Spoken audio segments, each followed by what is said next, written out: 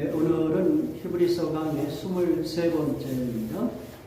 말씀의 본문은 히브리서 10장 1절에서 39절, 설교의 제목은 그리스도의 희생제사 세 번째입니다. 예수 그리스도께서 영원하고 완전한 희생제사를 하나님께 드림으로 그 결과로 예수 그리스도를 믿는 자마다 왕같은 제사장이 되어서 하나님 앞에 나아갈 수 있는 존재가 되었습니다. 그렇다면 유대교의 협박과 유혹을 받고 있는 히브리서 공동체, 그리고 더 나아가서 성도들이 앞으로 어떻게 살아야 하는가에 대하여 우리가 같이 배우고 적용하고 있습니다. 지금까지 배운 내용을 정리하면 이와 같죠. 첫 번째는 하나님과의 교제를 지속하라는 것이었고요.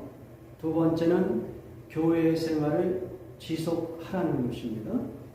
오늘 세 번째 내용은 배교자가 되지 말라는 것입니다. 배교자가 되지 말라. 그러면서 배교자에 대한 경고를 기록하고 있습니다. 자, 히브리서 10장 26절에서 27절 같이 공독합니다. 우리가 진리를 아는 지식을 받은 후 진짓 죄를 범한즉 다시 속지 않은 제사가 없고 오직 무서운 마음으로 심판을 기다리는 것과 대적하는 자를 때울 맹렬한 불만 있습니다. 자, 여기에서 우리가 진리를 아는 지식을 받은 후, 이것은 무엇이겠어요? 여러분이 예수 그리스도를 믿고 그리고 하나님과의 교제를 시작한 그런 것들을 생각해 볼 수 있고요. 그런 사람들이 짐짓 죄를 범한다는 거예요. 그런 사람들에게는 다시 속죄하는 제사가 없다. 하나님의 용서하심이 없다는 것이죠. 그리고 오직 하나님의 심판만이 그를 기다리고 있을 것이다. 아주 뭐랄까요, 두렵고 강력한 경고를 하고 있는 것이죠. 자, 그런데 여러분이 이 말씀을 잘 이해를 하셔야 된다고 생각합니다. 지금까지 히브리서를 통해서 여러분이 이 히브리서 공동체가 어떠한 형편에 있다는 것을 알고 있어요. 무슨 이야기냐면 언제든지 유대교로 돌아갈 수 있는 어떤 유혹이 있다는 거예요. 그리스도를 믿는 그 새로운 신앙의 공동체에 머무는 것보다는 유대 그 공동체에 익숙한 유대교로 다시 돌아가는 것이 훨씬 편리하고 안전하고, 그리고 또 이 가시적으로는 그것이 더 좋아 보이는 그 유혹들이 있다는 것이죠. 그러니까 그 배경 속에서 이런 말을 하는 거예요. 짐짓 죄를 범하면. 짐짓이라는 거예요. 의도적으로. 그렇다면 여기서 짐짓 죄를 범하는 구체적인 죄가 무엇이겠어요? 배교를 이야기하는 것이죠. 그리스도의 신앙을 버리고 다시 유대교로 돌아가는 배교를 이야기해요. 여러분이 예수 그리스도를 믿고 일상 속에서 죄를 짓는 그 죄를 이야기하는 것이 아니에요. 여러분이 한 번 구원받은 자로서 어떠한 죄를 지었다고 해서 여러분의 구원이 취소되는, 그리고 그 죄 때문에 하나님의 심판이 있을 것이라는 그런 두려운 경고로 이야기하는 것은 아닙니다. 그러니까 여러분이 전후 문맥을 살펴서 이 말씀을 이해할 필요가 있는 것이죠. 그러니까 배교에 대한 강력한 경고를 하고 있는 것입니다. 그 경고는 논리적으로 이와 같은 거예요. 일단은 여러분이 여기 계신 본문에 의하면 자, 모세의 율법을 범한 자들도 하나님께서 어떤 두려운 심판을 행하셨는데, 하물며 하나님의 그 아들의 피가 사람들을 구원하는 이 새로운 언약의 방식을 사람이 마음대로 한번 받아들이고 그것을 다시 취소해버린다면 그것은 얼마나 더 무겁고 그 두려운 하나님의 심판이 있겠느냐, 이런 논리를 가지고 아주 강력한 경고를 하는 것입니다. 그래서 이제 우리가 앞으로 히브리서 12장, 13장 마지막 장까지 보겠지만은 계속하여 이 배교에 대한 경고를 해요. 그만큼 이 히브리서 공동체는 배교의 유혹이 강했다는 것을 우리가 알 수가 있습니다. 자, 그렇다면 오늘날 성도들은 이러한 배교의 위험을 경험하고 있습니까? 배교의 유혹을 경험하고 있어요? 나름대로 예수님을 잘 믿고 있고 교회 생활도 잘하고 그렇게 신앙생활을 지속하고 있으니까 내 평생에는 배교의 위험은 없다. 배교의 유혹은 나에게 해당되지 않는다. 이렇게 생각할 수 있겠죠. 그러나 제가 볼 때 여러분이 교회 생활을 지속하고 있다 할지라도 알게 모르게 우리는 왜곡된 복음을 선호하고 또는 세속적인 생각에 사로잡혀서 아주 세련된 방식으로 하나님께 순종하지 않아요. 세련된 방식. 그것은 일종의 배교의 모습이라 할 수 있는 것이죠. 단순히 배교라는 것이 어떤 행동으로 물리적으로 기독교에서 다른 종교로 옮기는 그런 걸 떠나서 내가 기독교 안에 있으면서 그러면서도 복음을 왜곡하고 오히려 그것을 선호하고 거기에 안주하기를 원한다면 그것은 하나님 보시기에 옳지 않은 것이죠. 이런 것도 우리가 한번 생각해 볼 필요가 있는 것이에요.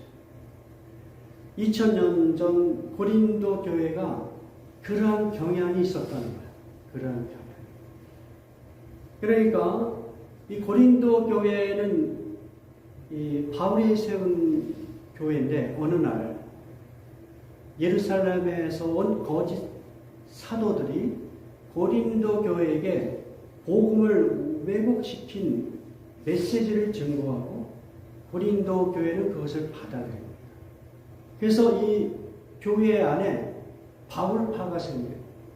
베드로파가 생기면서 이 당파의 현상이 일어나고요. 바울의 이 사도적인 권위를 인정하지 못하는 사람들이 생깁니다. 이런 상황 속에서 바울이 고린도 교회가 그리스도의 그 복음에 복종하기를 강력하게 권면합니다. 그 내용을 우리가 같이 살펴보기를 원합니다. 고린도후서 10장 3절에서 5절입니다. 우리가 육신으로 행하나 육신에 따라 싸우지 아니하노니 우리의 싸우는 무기는 육신에 속한 것이 아니요 오직 어떠한 진도 무너뜨리는 하나님의 능들이고 모든 생각을 사로잡아 그리스도에게 복종하게 하니. 지금 사도 바울은 고린도 교회에 있는 그 거짓 사도들이 결국은 세상적인 세속적인 무기로 사람들을 헌혹하고 있다, 이렇게 판단하고 있어요. 그리고 바울은 반면에 나는 그런 세속적인 육신에 속한 무기가 아니라 하나님이 원하시는 진짜 그 어떤 능력, 그 무기를 나는 사용한다. 이렇게 대조적으로 설명하고 있는 거예요. 자, 그렇다면 현재 고린도 교회를 유혹하고 있는 거짓 사도들의 그 육체에 속한 무기, 그게 무엇일까요? 그들은 고린도 교회의 사람들을 현혹하기 위하여 세상적인 학문을 주장하고 또 어떤 하나님의 추천보다는 예루살렘에 있는 권위 있는 사도들의 추천서를 받은 것을 자랑하고, 그리고 아주 바울보다 훨씬 달변으로 가리키거나 설교를 하는 것들을 이야기하고 있어요. 그런데 지금 이 바울이 생각하는 이 육신에 속한 병기들의 내용들을 보면 오늘날 많은 성도들이 그런 지도자를 따라가고 싶어 하지 않나요? 예. 세상적인 학문이 높고, 예. 그리고 아주 훌륭한, 예를 들어서 어느 큰 대형교회의 추천서를 받고, 예. 그리고 정말 꿀 바르듯이 말해요. 아주 미끌미끌하고 부드러운 그러한 스피치가 있는, 예, 그러한 달병가들을 지도자로 따라가기를 우리가 원하고 있지 않습니까? 그러니까 고린도 교회가 그러한 지도자들을 더 좋아했다는 거예요. 반면에 사도 바울은 어때요? 그들보다는 이 언변이 좀 떨어졌던 것 같아요. 이 글은 아주 잘 쓰는지 모르겠는데 언변은 더 떨어져요. 그 다음에 무슨 베드로라든지 야고보라든지 이런 사람들의 추천서를 받고 복음을 전하는 것이 아니에요. 오직 하나님과의 교제를 통하여 하나님의 강력하신 그 인도하심으로 복음을 전하는, 그러니까 세상적으로 보면 별로 그렇게 권위가 없어 보이는 그런 지도자로 인식이 된 거예요, 지금. 이 고린도 교회 입장에서 보면. 그러한 상황에서 바울은 나는 육체에 속한 병기를 사용하지 않고 하나님의 병기를 사용하겠다. 그 이야기를 합니다. 이 하나님의 병기는 무엇이겠어요? 가장 대표적인 것이 하나님의 말씀 아니겠어요? 하나님의 말씀. 그 말씀으로 이제 육신에 속한 병기를 자기가 깨트리고, 그래서 잘못된 복음을 받아들인 그 사람들의 생각이 이제 모두 그리스도께 복종하도록 하는 그러한 열심을 내겠다고 고백하고 있는 것입니다. 자, 이 육체에 속한 병기로 대변되는 그 단어들이 이렇게 어떻게 표현되냐면 4절에서는 어떻게 표현하고 있냐면 진이라고 표현되어 있고요. 네. 그러니까 stronghold, 어떤 강력한, 웬만해서는 무너지지 않는 그런 강력한 그런 논리와 어떤 사람들의 한호, 서포트가 있는 그러한 것들을 진이라고 표현하고요. 그 다음에 또 다른 이야기는 그것을 이론이라고 표현했어요. 이론. 모든 이론. 그렇죠? 그 이론. 그러니까 그 강력한 스트롱홀드도 내가 무너뜨릴 것이고, 또 그 모든 이론도 무너뜨릴 것이다. 이렇게 이야기하고 있고요. 그 다음에 이것을 또 어떻게 표현하고 있냐면, 하나님 아는 것을 대적하여 높아진 것이다. 이렇게 표현했어요. 그러니까 결국은 육신에 속한 병기로 사용한 모든 것들은 결론적으로는 무엇에 방해가 되냐면 하나님 아는 것에 방해가 되는 거예요. 그러니까 크리스찬들이 이제 가장 우선순위로 가져야 될 것은 하나님을 아는 것이 우선순위가 되어야 되는데 육체의 병기를 사용해 버리니까 어떻게 해요? 오히려 세속적으로는 좋을 수 있어요. 복음의 이름으로 인간관계 어떻게 하고 세상 속에서 어떻게 출세하고 사람들에게 인정받고 사람들의 마음속에 있는 그 욕망들이 어떻게 하나님 앞에 기도함으로 응답되는지 뭐 이런 것들을 가지고 사람들에게 복음의 형식으로 전파가 됩니다. 그러나 결론적으로 그 모든 것은 하나님을 아는 것을 대적하는 것이다. 하나님을 아는 것과는 관계가 없는 것이다. 그 이야기를 하고 있어요. 그렇게 하나님을 대적하는 이론, 스트롱홀드, 또 그러한 생각들을 이제 하나님의 병기로 사로잡아서 그리스도께 복종해야 된다고 도전하고 있는 것입니다. 이게 매우 추상적으로 들릴 수가 있는데요. 오늘날 지금 사람들이 아무렇지 않게 내가 교회 안에서 신앙생활 하면서 알게 모르게 하나님 아는 것과는 관계없는 그러한 이론, 생각, 높은 성을 대표적으로 제가 몇 가지를 찾아봤습니다. 하나님을 아는 것에 대적하는 생각이나 행동은 무엇인가? 예. 그 다음 거 보면은 제가 몇 가지를 열거를 했는데요. 첫 번째는 물질주의라는 것이죠. 그렇죠? 네. 오늘날 크리스찬들도 물질이 어떻게 해요? 우리 모든 삶의 우선순위가 됐어요. 다시 이야기하면 물질이 의식하든 무의식적으로든 우상이 되어버린 거예요. 네. 그러니까 어떤 하나님을 아는 것보다는 그냥 어떻게든 돈을 버는 것이 더 우선이 되는 영적인 성장을 위한 어떤 시간과 에너지를 쏟기보다는 돈 버는데 더 바쁜 것이죠. 예.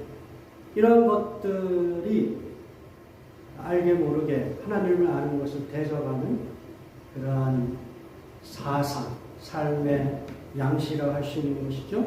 두 번째는 소셜 미디어입니다. 대표적으로 페이스북 같은 데에 어떤 사람은 끊임없이 자기 활동을 알리는 사진을 올리고 글을 쓰고 그렇게 해서 사람들의 인정과 관심을 얻으려고 하죠. 예. 근데 자세히 살펴보면 그런 모든 행동은 결국 자기 자신을 우상화시키는 그러한 오류에 빠질 수가 있는 것이죠. 하나님 보시기에 교만한 것이고 하나님 보시기에 합당하지 못한 소셜 미디어가 우리를 알게 모르게 자기 자신을 우상화시키고 있지는 않은가 우리가 생각해 볼 필요가 있고요. 세 번째는 정치적인 이념입니다. 여러분 특별히 한국이나 미국에서는 이미 아주 극보수주의 크리스찬들은 특정한 정당에 너무 이렇게 몰입이 되어서 그 정당의 그 정치적인 신념이 마치 성경의 가르침인 것 같이 그렇게 행동하는 경향들이 있다고 저는 생각을 합니다. 네. 그래서 그러한 그 특정한 정당의 그 이념과 자기의 어떤 그 경도된 신앙이 같이 연결이 되어서 자기가 따르는 정당의 뭐랄까요, 반대편에 서 있는 유명한 정치인 또는 유력한 정치인을 어떻게 생각해요? 사탄으로 생각해요. 악이라고 생각해요. 그래서 그들은 죽여야 된다고 생각해요. 그래서 어떤 경향이 있냐면 그러한 지도자들을 살해하려고 합니다. 또는 자기 몸을 이렇게 불로 태우거나 칼로 자해 행위를 통해서 자기의 정치적인 메시지를 세상에 알리려고 하는 그런 행동들이 일어나고 있어요. 과연 이것을 하나님께서 기뻐하실까요? 이 사람들은 하나님의 메시지와 특정한 정당의 그 이념을 동일시합니다. 하나님 옷이 합당하지 못한 정말 제가 볼 때 불쌍한 삶을 살고 있는 것이죠. 지금 아주 극우화되거나 또는 좌경화되거나 이런 양쪽의 극단에 서서 크리스찬들이 거기서 제대로 하나님의 뜻을 분별하지 못하고 오히려 세상 속에서 비난받는 크리스찬의 삶을 살고 있는 것, 우리가 생각해 볼 필요가 있는 거예요.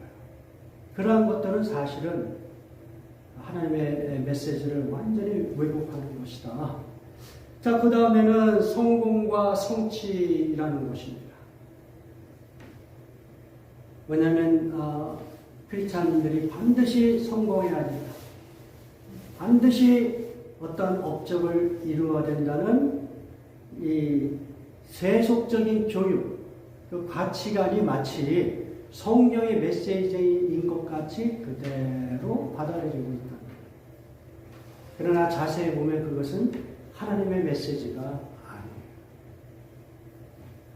그 이면에는 마귀의 메시지가 들어가요. 반드시 세상에서 성공해야 돼요. 반드시 세상에서 어떤 업적을 이루어야 됩니다. 그거 못하면 신앙이 없는 거나 하나님의 은총이 없는 것이다. 이렇게 생각합니다.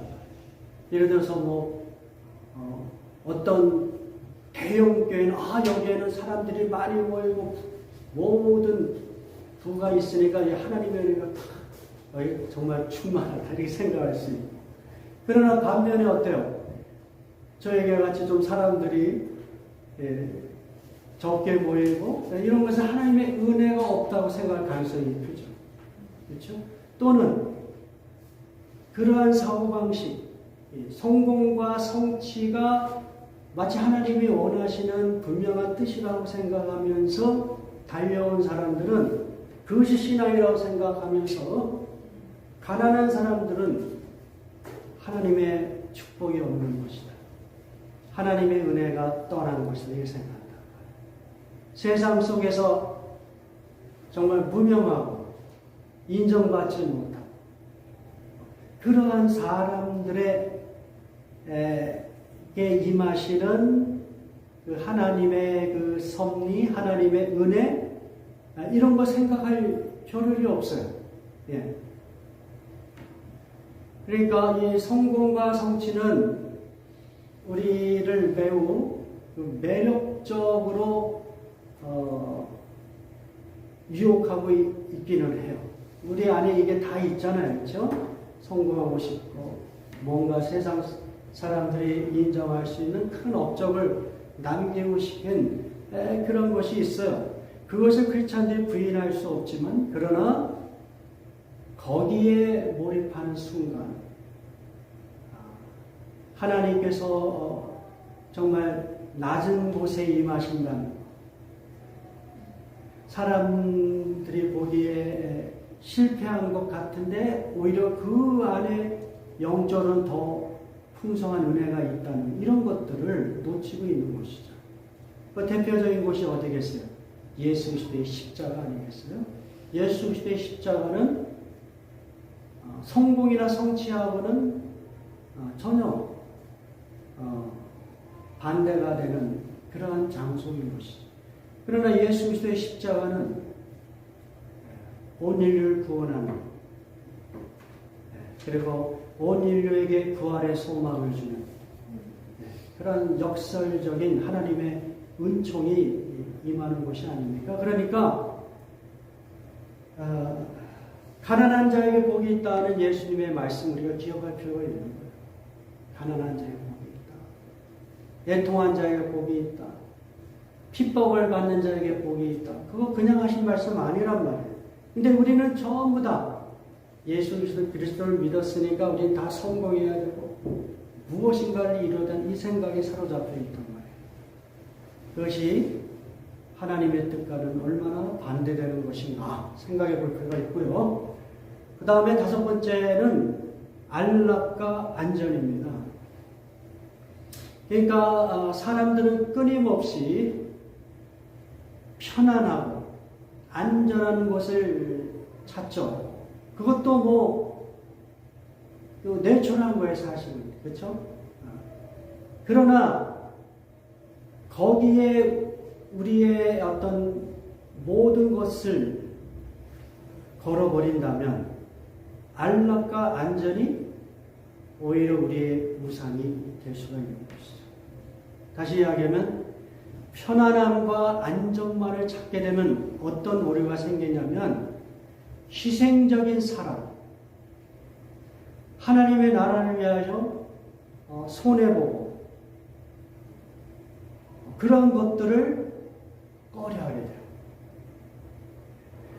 우리 육신이 끊임없이 편안함과 안전을 추구하지만 그러나 그것이 우리에게 우상이 되면 안 된다는 것. 오히려 하나님을 조차 살아가는 삶에는 어떤 면에서 반드시 안전이 보장이 안 되실 수도 있어요.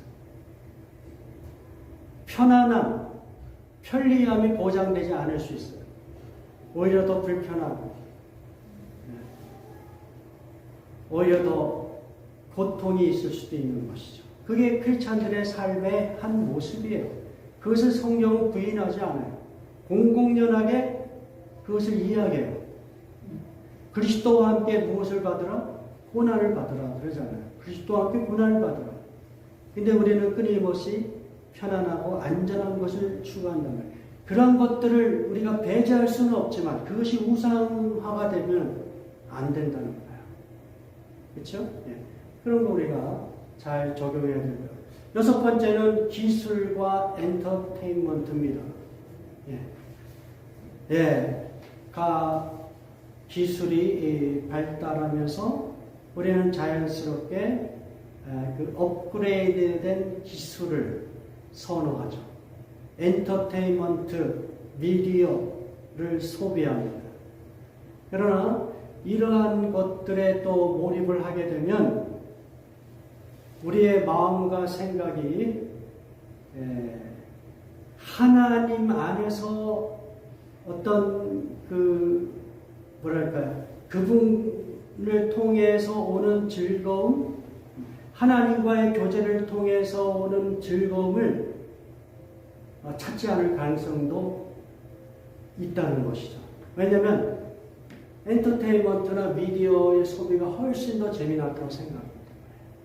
그러나 우리가 영적인 우선순위를 갖고 하나님과 교제할 때에 하나님께서 주시는 그 기쁨과 즐거움이 그 엔터테인먼트나 미디어나 기술이 주는 그 즐거움보다 훨씬 더 클 수 있다는 것, 이런 것들을 기억할 필요가 있는 것입니다. 마지막으로 자기 의지입니다. 이것은 뭐냐면 세상을 살아갈 때에 하나님 없이 나의 지혜, 나의 능력으로만 세상의 모든 문제들을 해결해 나갈 수 있다. 기도해봐도 소용없더라. 하나님께서 나에게 무슨 은총을 주지 않는 것 같다. 이런 생각에 사로잡히게 되는 것이죠. 그러나 성경은 끊임없이 우리의 의지와 능력을 의지하는 인생이 아니라 하나님을 의지하면서 하나님의 도우심으로 인생을 살아야 된다는 것을 우리가 기억할 필요가 있는 것입니다. 예, 여러 가지를 이야기하였는데요. 우리는 알게 모르게 특별히 한국과 미국에서 외부적인 어떤 박해나 핍박은 없을 수 있어요. 그러나 마치 그 실험실에 실험 용기에 던져진 미지근한 물에 던져진 그 개구리 이야기 여러분이 알잖아요.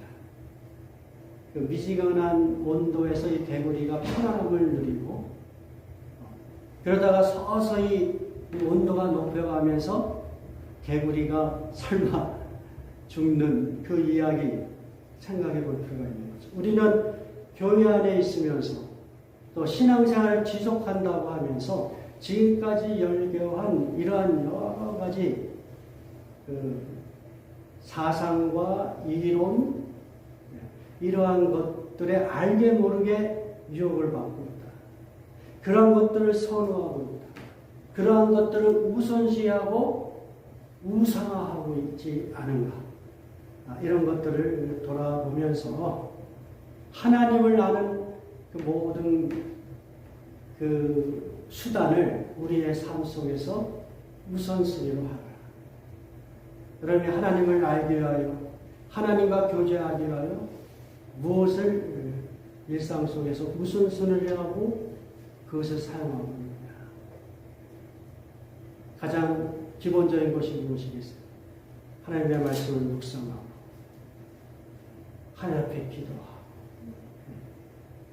그리고 그것을 여러분이 즐거워하는 그 과정 속에서 알게 모르게 우리를 유혹하고 있는 그 모든 세속적인 무기들을 우리가 무너뜨리고 우리의 모든 생각과 우리의 가치관을 하나님 앞에 굴복하는 그러한 삶을 살 수 있도록 주님의 이름으로 축원합니다. 우리 다 같이 기도하겠습니다.